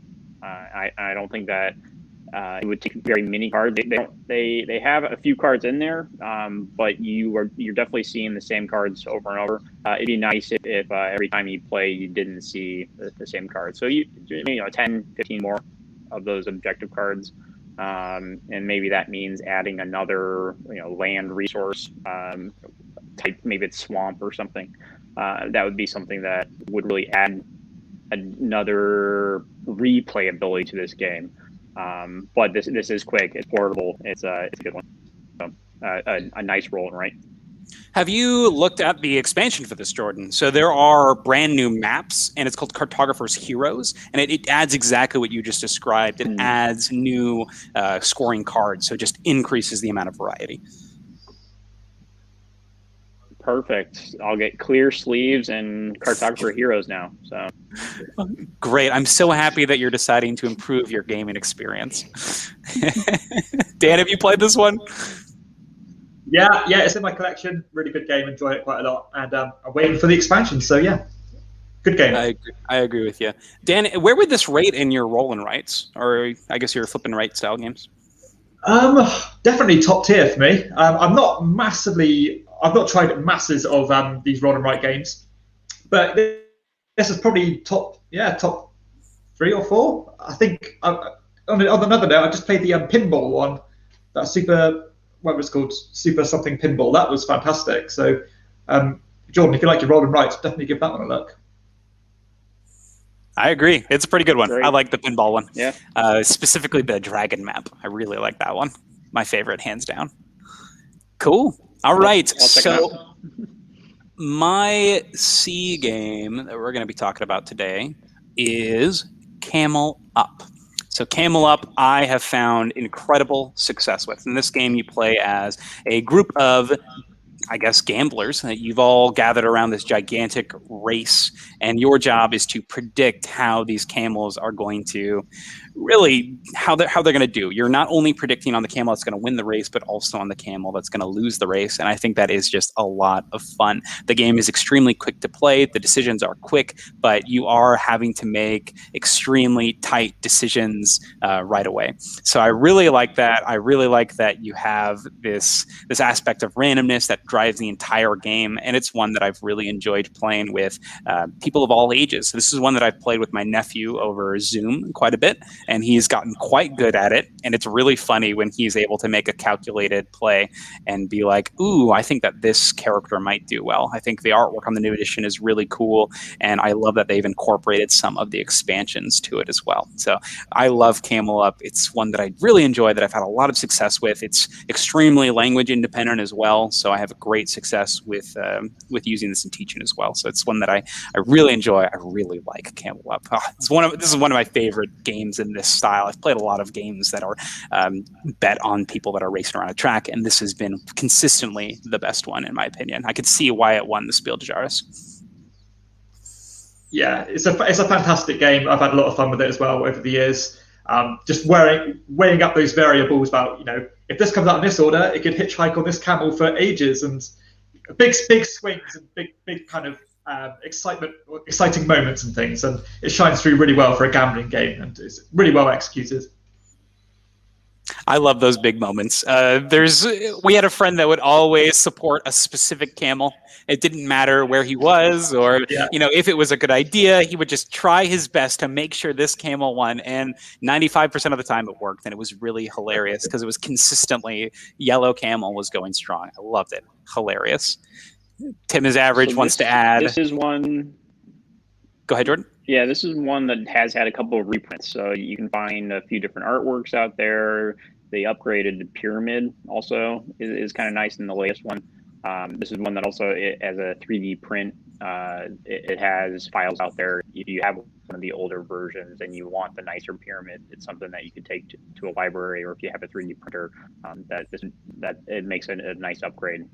When I've played this with people who are kind of newer, that's one thing that it's more of a fiddle with type thing. Kind of the older pyramid with the rubber bands and the cardboard kind of thing. So if you want to make one less thing to have to overcome type thing, especially for newer players, that would be something I would recommend is get the latest version or the upgrade. Yeah. I agree. I think that the newest version, that upgraded pyramid, it's super nice. You don't have to fiddle with it. It's just easy to go. And Tim is average says that the old edition could be confused as Camel Cup instead. And I agree with him. I mean, I'll show you the artwork here. Camel Cup? Camel Up? Who really knows? It's up to you. I mean, that's what I think it is. That's what I would call it. Yeah. Camel Up or Camel Cup? Camel Cup, yeah.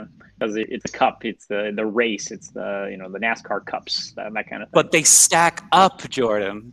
Ooh, true. Like maybe another this or that for next week. Oh my gosh. That's great. Emily C, she says that she hasn't tried any of these first three. They sound like great ones. And she's also been playing Wild Space, and she's really enjoying this as a filler. But Emily, Wild Space doesn't start with the letter C. Come on now. All right, Dan, what do we got? What's our next one here? Okay, so the more involved game, and this is at a stretch, it's kind of a medium light level game, but this is a game called Coal Baron, the Great Card Game. So this is a game that I never hear anybody talk about, which is why I wanted to talk about it a little bit. And I know these kind of medium to lightweight worker placement games, they're immensely popular. They're very successful as a general genre. They seem to do a good job of always selling well and things like that. But this one I wanted to give a bit of spotlight to, because out of all those games like that, I think this is probably my favorite one. Thinking of games like Lords of Waterdeep, like Stone Age, even like Architects of the West Kingdom. This one is a game where you are trying to load coal into the back of these carts and ship them off to fulfill these contracts, getting these trains and things. This game just works extremely well. It has quite an interesting worker placement system that's based purely on cards. As you are basically allocating your workers to these different spots, as I said, picking up all these different things. But if you go somewhere, the following players, if they want to go to the same spot as you, they have to play exactly one strength worker more than you.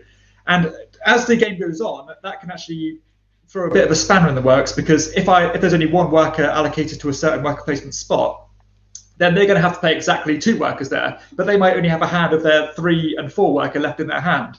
And it just creates some really good decision space there, and you can really kind of throw people off by the way you play these cards. It has a great kind of linear track system as you're getting the coal, loading them into the wagons, shipping them off, getting the orders. You can get bonuses as well, and it just works well, and it just I think it's quite tangible and quite you can really understand what you're doing in this one by the way it all flows. All the cards fit together nicely in a satisfying way. It's just a really good game, and I really do recommend this one. And it's a shame it didn't take off as well as I think it could have.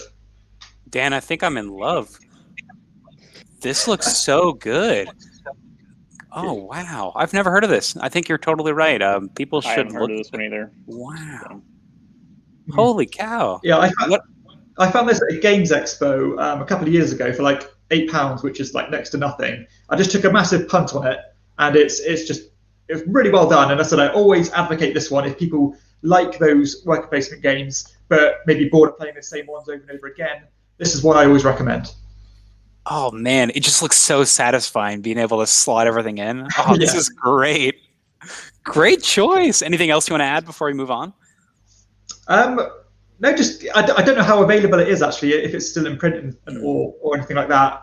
But And Emily wants to know how does this compare to the regular board game? Have you okay, played? so I actually haven't played the regular board game. That's impossible to get in the UK. I can't get hold of it. But you know, on its own respect, this one's really good. All right, Jordan, anything to add? No, this is one I'm going to have to play. Yeah. Oh, looks so cool. Awesome. And then Jordan, what is your larger game for this week? So this is one. It's a lot larger, as in maybe longer time, more investment, more stuff. But it's actually compact, I'd say. So it's Castles of Burgundy, but it's the card game version of Castles of Burgundy. Between the two, I get the tactile feel. You got Castle of Burgundy has a lot of stuff. The card game version of this game I enjoy because I feel like it becomes a little bit more portable at that point. It's still a pretty in-depth game, I guess, as far as the length of time you're going to do. But the mechanics are still relatively simple. And have a nice balance of stuff. Castles of Burgundy, you are building your reserves from a field of cards that you are going to be drafting from. You're going to be trying to make sets. Those sets are going to give you bonuses along the way. Those bonuses are going to enable you to get more cards, more workers, more ways to score points. So at the end of the game, you want to have these different sets of cards. The more sets you have, the better, the more points you're going to score. You also have opportunity to just sell goods along the way. Those goods are going to give you points. And so overall, I think the card game version of this does it really well, especially you've got some of these multi-use cards. This image you're showing here, it has the building that you're putting on into your architecture area, but also has a die on the top. So that die is kind of acting as a die in the game. Instead of rolling dice, you're drawing cards. So it has a dual purpose. And then you've got the kind of reward bonus down at the bottom. So overall, really enjoy this game. This is one I play quite frequently. I would say the only downside, these are miniature cards. So they're about 2.5 inches. Good thing you don't sleeve your cards. Oh, that's good thing. Yeah, this would all of a sudden become double the size if I sleeve them. But there are a couple of the brown cards that are all unique buildings, and so you are like, which building is this? Am I sure this is the right building? Because they're small cards and small artwork on small cards. You're like, okay, it's not a big deal. But the card size is like, okay, these are really small cards, and it's kind of fun as well. And Tim says that the way the cards spread over the table, it's definitely a big game. I totally agree with Tim on here. I've played this one. It's You've actually deceiving. Mm-hmm. Yeah. You think, I just need a couple, a spot from me, spot from you. No, you need like a full board game setup table, like space, because you need to see everything as it's out there. Have you played this, Dan? No, I've not played any of the offshoots of Castles of Burgundy. I've heard good things about them both, though. How long does this one take in comparison to the original? Because I know the original you can play relatively quickly anyway once you get your head around the rules. So, yeah, for this one, I would say once you have your head around the rules, I'd say there's a little bit less of a barrier to entry. I'd say the rules are a little bit more straightforward with this one, but time-wise, it takes about the same amount of time. Okay. So this one was one that I think is fine. It's not one that I would go to over the original game because, like Jordan said, it does take up about the same amount of space. So I would just probably play the original version. I like all the little expansions that the original version has. I like rolling dice. I think it's fun, and I like the mitigation and the abilities. I like the idea of building out this castle in front of you and the strategic placement of the actual tiles as opposed to just creating sets. So I think it eliminates a little bit of that. But overall, I think a game is solid. It's a great card game version of a game like Castles of Burgundy. Okay. Have either of you played Castles of Tuscany? Mm-mm. Yes, I have. Yeah. Yeah. Again, I find it strange because they all kind of seem to be fighting for the same space on your shelf, really. The same kind of games. Yeah. And it seems like they're maybe milking the cow a bit too much. But I always, my kind of takeaway from the Castles of Tuscany was that the rule is slightly lighter than the Castles of Burgundy, but the gameplay is quite a bit less satisfying. So for me, I always say it's worth that extra 20% of a teach to get 70% more of a game out of it, if that makes sense. And that's kind of the reason why I didn't try Tuscany or didn't even get it into the library. It seemed just like a subpar version of Castles of Burgundy. So I didn't. It really was. Gotcha. Yep.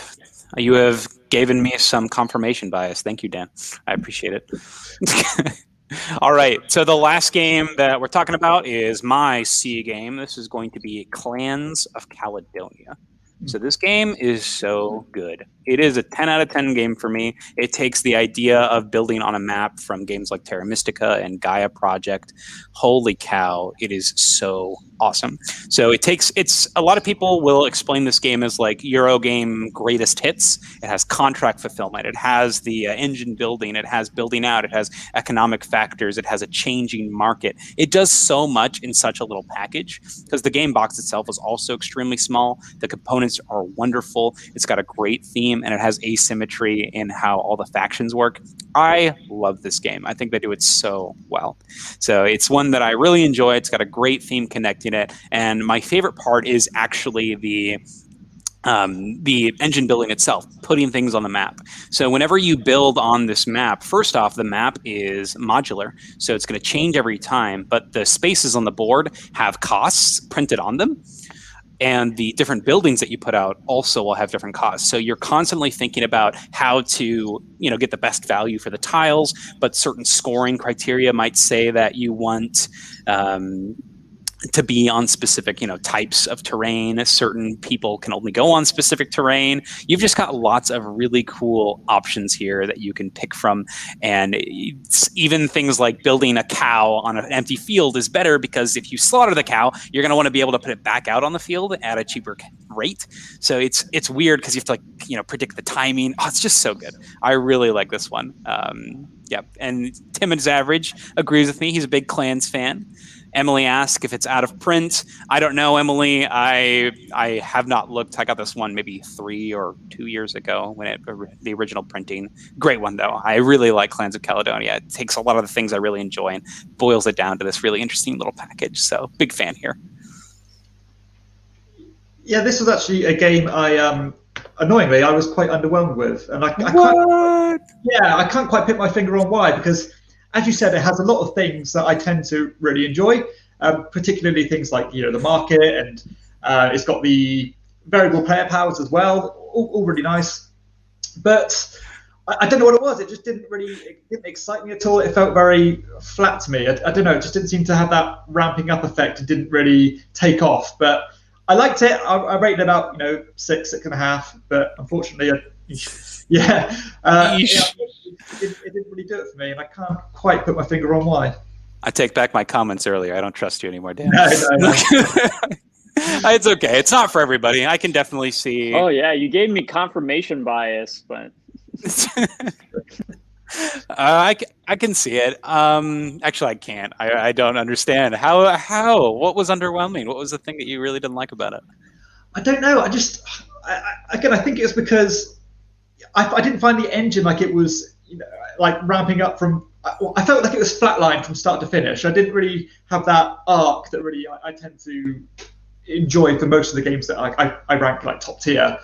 I don't know. I only played it a couple of times, and the first time I thought I was a little bit underwhelmed. Second time I thought, let's try it again because I know it's extremely well received. Maybe I'm missing something, and I felt exactly the same again. And I also found there was that strange rule where you've got those more rare resources where they would kind of the more common they were, the less they'd be worth at the end. Mm-hmm. If I remember that correctly. Yeah, there's the imported goods whenever you bring something in. Yeah, I found that a bit fiddly and a bit unnecessary, but I don't know. Maybe it just didn't hit. It just wasn't for me. Okay. I really like that engine- rule. It's got a cool dynamic scoring to it because it's up to the players to decide on what the values of the different contracts are based on how much you're importing in.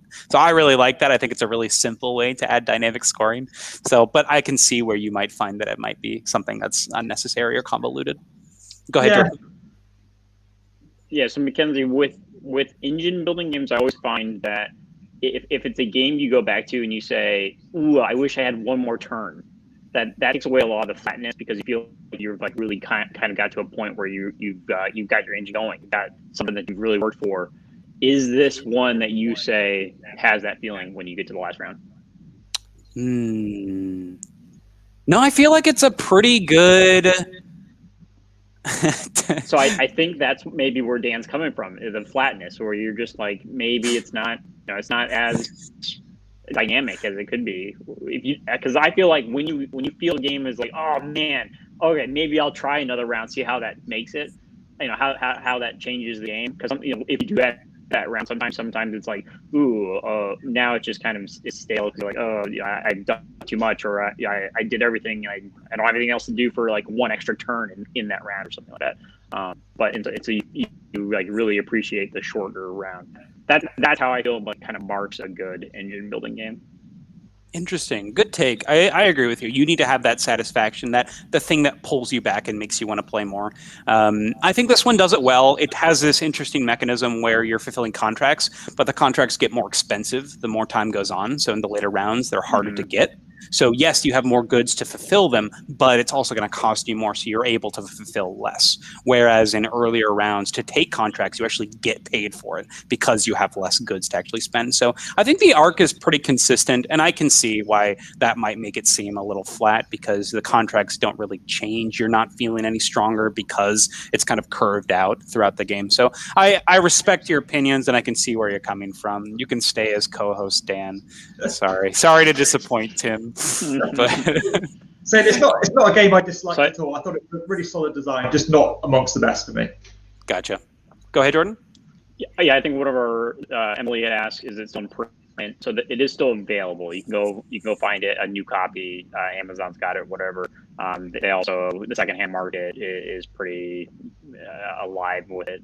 So check out your eBay listings or your geek marketplace listings and stuff. It's available. It came out in 2017, so it's a relatively newer game.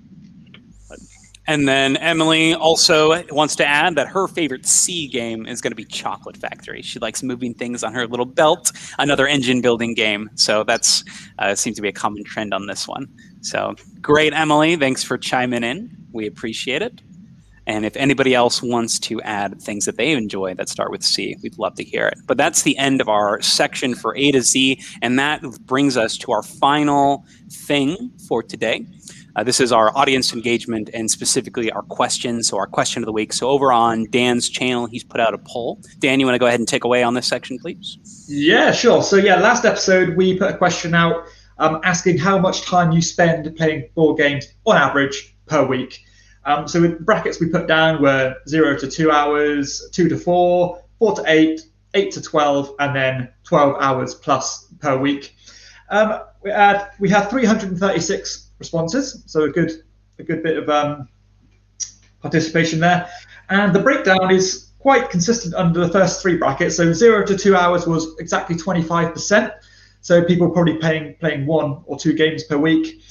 The 2 to 4 bracket was 38%, so that was the biggest percentage there. Then we've got the 4 to 8 hours being 26%, and the 8 to 12 to 8%, and then 12 hours plus only 2%. So pretty predictable there. I think not many people are getting to play 12 hours plus. If I was on the list, I'd probably just fit into that 4 to 8 hour bracket, maybe on the lower end of that. What about you guys? Where would you fit on that scale? So I have voted already. I sit in the 12 plus hour range. Generally, I play about maybe 3 or 4 hours of games a day. So Okay. I play a lot of games. Yeah, I'm very much an anomaly where I just play a lot of games all the time. Yeah, for me, I'd probably fit into the somewhere 0 to 4. Given the week, probably the 0 to 2. Playing probably 1 game. a week type thing. And then Emily here is chiming in. She says most of our game time's on the weekends, which totally makes sense. We have busy lives. It makes sense. Some of us are lucky. We don't have a lot of responsibilities.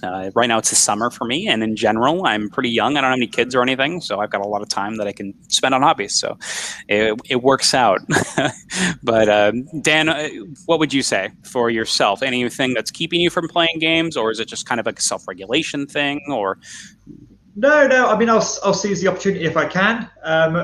So the person I play games with most is my brother. My brother works shifts. I work shifts as well. So there's a lot of time where we don't cross over. And work and stuff as well. It's all these things. And but if I have the opportunity to play, I will. And if I could play 12 hours a week, then I absolutely would. So it's nothing to do with self-regulation. Jordan, what about yourself?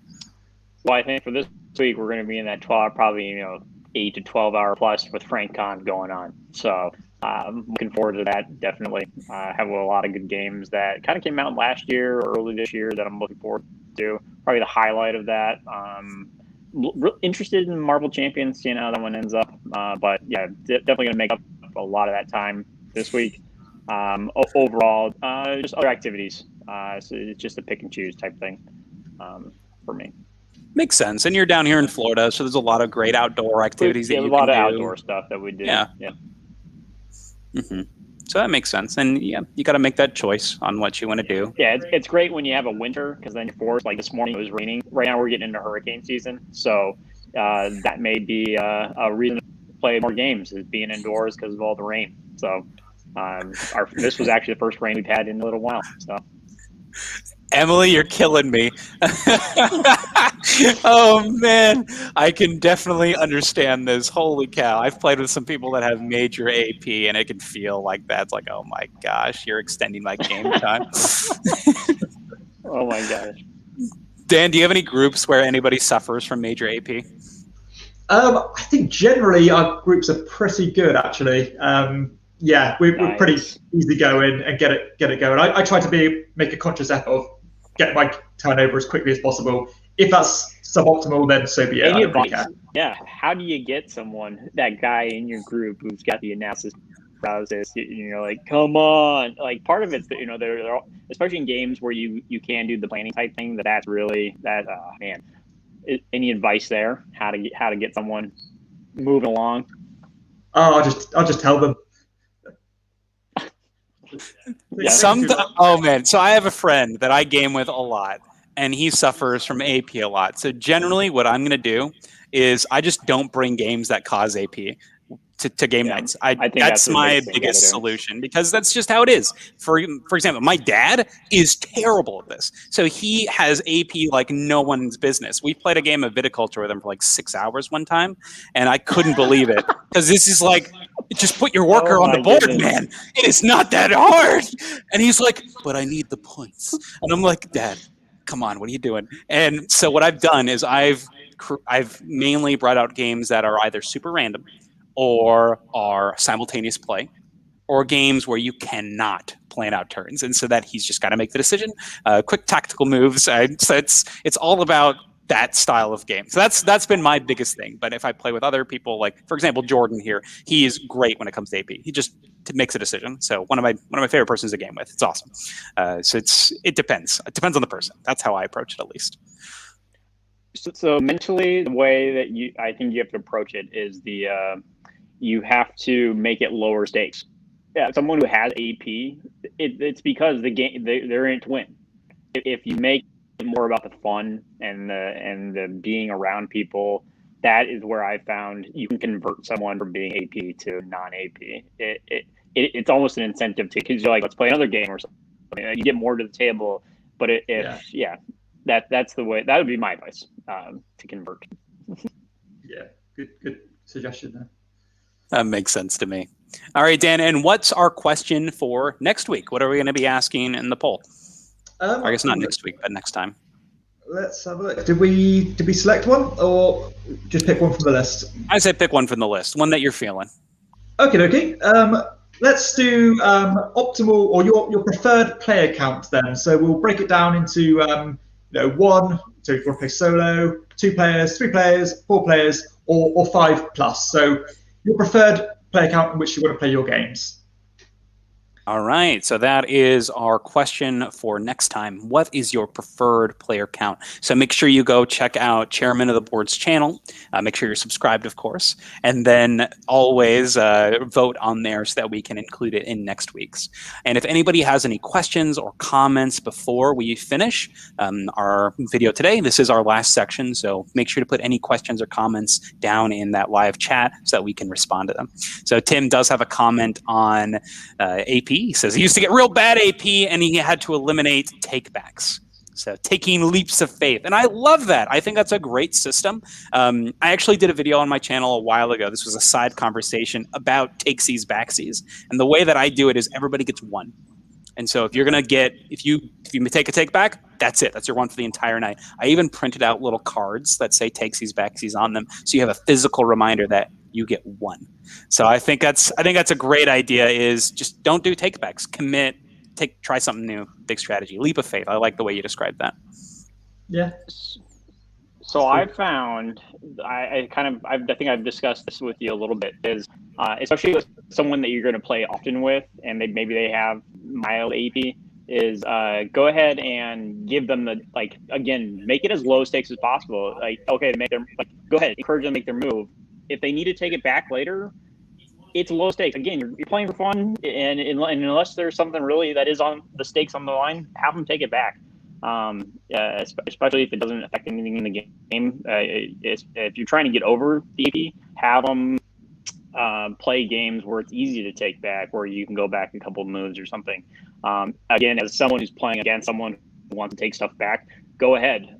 It's more challenging. If you think that was a better move, I'm going to go ahead and change my strategy as you go along. To me, it enables them to go ahead and make that move faster, because then they feel like I can take it back if I need to. And then they end up later on being to the point where they don't need to take it back because they're in the habit of making that move quickly. Can that ever backfire, where you're letting somebody take back so much stuff, and then maybe you get to a game like a big area control, battle, combat game, and all of a sudden combat doesn't go their way, and they're like, maybe I should take that back? Has that ever happened? Like, I've had that happen in a game of Blood Rage, where somebody jumps into a battle and they're like, yeah, I'm going to fight, and then they lose the fight, and they're like, I didn't want to do that. I'm like, I don't think it works like that, bud. I allow takebacks as long as you can reverse it back to a point that's not going to affect anybody else. That's my general philosophy. Yeah. As long as no information has changed. That's my philosophy. Is no one has made a move that's dependent on what that person's done. For example, like shown their hand. No one's rolled a die or drawn a new card or something like that. So, Mage Knight. Have you played the Mage Knight board game? Mm-mm. There's a rule baked into that game that says you can take back as much as you'd like, but as soon as an element of chance or randomness has been revealed, something new information is presented, then you can no longer go back. And I think that's really cool. I think it builds it into the system, and I think that's really awesome that it allows for taking back. My advice is to the people who are playing regularly and you're playing a regular game with, and maybe you're especially if you're a 2-player player and you want to continue playing games like that, that's where I would say the takesies backsies is more do it until someone's comfortable at that point. I would say the general philosophy that Dan pointed out being applicable, especially when you're playing in groups. When you're playing in those big groups, I think that you get to a point where that person who had AP or had trouble making decisions, they get to a point where they're like, oh, I realize I'm doing it. You've been letting me take things back type thing. And now I'm in a group where maybe I don't play with them as often and stuff. I know I can't take back, and now there are a little bit more stakes, but I've already got over that habit. So it is what it is. I already feel like there's less stakes. So again, you're kind of creating that safe space for them to do that, to get over it. Because it really is. It's something you got to be comfortable getting over as someone who, I mean, honestly, I feel like I had AP at some point and have really made a concerted effort to get over that. So makes sense. Yeah. Anything else we want to add before we close up this corporate cardboard meeting?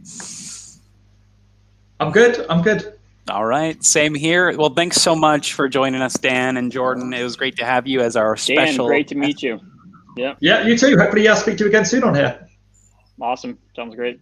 Great. Thanks so much again, everybody, for watching and joining us live. Tim, always good to have you. Emily, great to see you again. Our strong man, Tim, always coming in clutch.